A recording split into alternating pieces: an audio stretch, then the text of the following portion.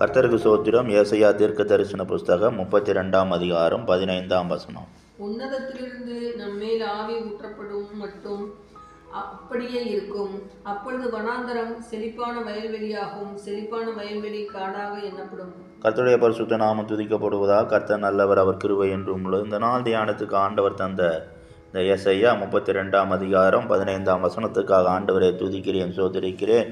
இதிலே சொல்லப்பட்டிருக்கிறது, உன்னதத்திலிருந்து நம்மேல் ஆவி ஊற்றப்படும் மட்டும் அப்படியே இருக்கும்.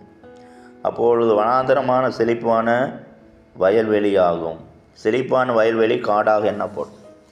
அப்போ தேவனுடைய பெரிதான உன்னத ஆவி ஊற்றப்படும் போது என்ன பண்ணும்? வனாந்தரம் செழிப்பான வயல்வெளியாக மாறும். அப்போ வனாந்தரம் என்று சொல்லும்போது, இந்த இடம் சொல்லப்பட்ட வனாந்தரம் என்று சொல்லும்போது எதை காண்பிக்கிறது? உன்னதத்திலிருந்து நம்மேல் ஆவி ஊற்றப்பட வேண்டும் என்று சொல்லுவோம், எதை காண்பிக்கிறது என்பதையெல்லாம் நாம் இந்த நாட்களில் சிந்தித்து ஆராய்ந்து பார்க்க வேண்டும். அப்போ உன்னதத்திலிருந்து ஆவி என்று சொல்லும்போது, உன்னதத்திலிருந்து ஊற்றப்படுகிற ஆவி பரிசுத்த ஆவியானவர். அப்போ ஆண்டவர் என்ன சொன்னார்? நான் உன்னதத்திலிருந்து உங்கள் மேலே பரிசுத்த ஆவி பொழிந்தருளுவேன், நான் உங்களுக்கு போனால் அது உங்களுக்கு பிரயோஜனமாக இருக்கும் என்று சொன்னான். அதுதான் இங்கே இந்த இடத்துல இந்த தீர்க்கதரிசி எடுத்து சொல்லுகிறார், பழைய ஏற்பாட்டு காலத்தில் எடுத்து உரைக்கிறார். அப்போ உன்னதத்திலிருந்து ஆவி ஊற்றப்படும் போது தான் அந்த வனாந்தரமாக காணப்படுகிற நம்முடைய இருதயம், எந்த ஒரு சந்தோஷம் இல்லாமல் சமாதானம் இல்லாமல் வறண்டு காணப்படுகிற இருதயம், வனாந்தரத்தில் என்ன கிடைக்காது? ஒன்றுமே கிடைக்காது. ஒரு இளைப்பாறுதல், ஒரு பயங்கர ஒரு வேதனையாக கஷ்டமாக எந்த ஒரு நன்மை பெற்றுக்கொள்ள முடியாத ஒரு சூழ்நிலையில் காணப்படும். அப்படியா நம்முடைய இருதயம் அப்படியே பல விதத்தில் என்ன காணப்பட்டது? ஒரு வனாந்தரமாக காணப்பட்டது. இதயத்தில் எந்த ஒரு சந்தோஷம் சமாதானம் இல்லாமல் நன்மைகள் இல்லாமல் காணப்பட்டது. அப்படி காணப்பட்ட நம்முடைய இருதயத்துக்கு ஆண்டவர் என்ன பண்ணுறாரு? செழிப்பாக மாற்றுவேன் என்று சொல்லுகிறார். அப்போ அந்த நாட்களுடைய மனிதனுடைய இருதயம் செழிப்பாக மாற்றும்படியாக அவர் உன்னதத்திலிருந்து பரிசுத்த ஆவியை பொழிந்தருளினார். அது நமக்கு கல்வார் சிலுவையில் இயேசு கிறிஸ்து சிந்தின விலையேறியப்பட்ட இரத்தத்தின் மூலமாக நாம் அதை பெற்றுக்கொண்டோம். அப்படிப்பட்டதான் பெரிதான அந்த ஆசீர்வாதத்தை பெற்றுக்கொண்டு நம்முடைய இருதயம் எப்படி மாதிரி இருக்கிறதுனால செழிப்பானதாக இருக்கிறது, சந்தோஷம் உள்ளதாக இருக்கிறது, தேவனுடைய பெரிதான நன்மை பெற்றுக்கொண்டதாக இருக்கிறது.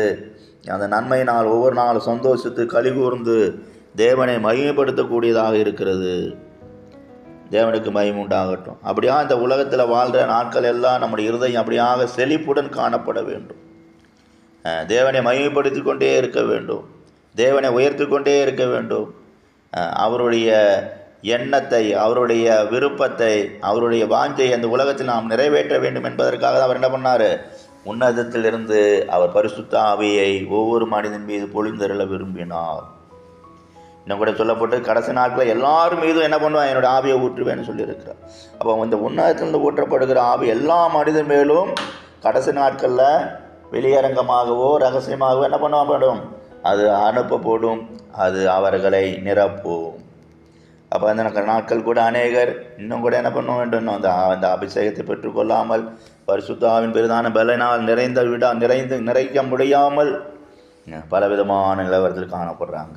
அவங்களுக்கெல்லாம் ஆண்டு அந்த கடைசி நாட்களில் உதவி செய்து அந்த உன்னதத்திலிருந்து அவர் பெரிதான பரிசுத்த ஆவி மலையை பொழிந்தருண்டி எல்லாரையும் தம்முடைய வல்லமையினால் நிறைத்து அவர்களை பலப்படுத்தி தேவனுடைய ராஜ்யத்தை பிரவேசிக்க தகுதிப்படுத்த வேண்டும். தேவனுடைய பிள்ளைகளாக தேவனுக்கென்று வாழ அவர்களுக்கு உதவி செய்ய வேண்டும்.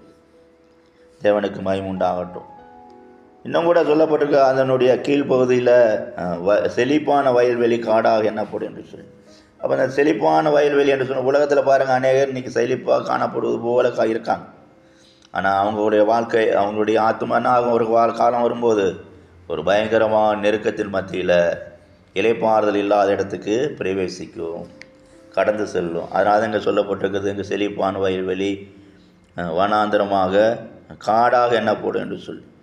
அப்போ அவங்க அந்த செழிப்பான வாழ்க்கை என்ன ஆகிடும்? ஒரு காலம் வரும்போது வேறு உலகத்தின் செழிப்பை மாத்திரம் அவர்கள் சிந்தித்து கொண்டிருந்தபடியால், அவர்கள் யோசித்து கொண்டிருந்தபடியால், தேவனுடைய பெரிதான நன்மையை அன்பை அவர்கள் விரும்பாமல் காணப்பட்டபடியால், அவர்களுக்கு குறிக்கப்பட்ட காலத்துக்குள்ளே அவர்கள் மனம் திரும்பாமல் போனபடியினால் அவர்கள் என்ன பண்ணுவாங்க? அவங்க இருதயம் என்னவாயிடும்? அவங்களுடைய வாழ்க்கை ஒரு காலம் வரும்போது ஒரு வனாந்தரத்துக்குள்ளே, ஒரு நெருக்கத்துக்குள்ளே, இளைப்பாறுதல் இல்லாத இடத்திற்குள்ளே கடந்து செல்ல நேரிடும். ஆனால் அந்த நாட்கள் கூட ஆண்டவர் நம்மை அப்படியாக செழிப்பான வயல்வெளியாக மாற்றினபடியால் ஆண்டவை நாம் நன்றியோடு துதித்து சோதரித்து மகிமைப்படுத்துவோம்.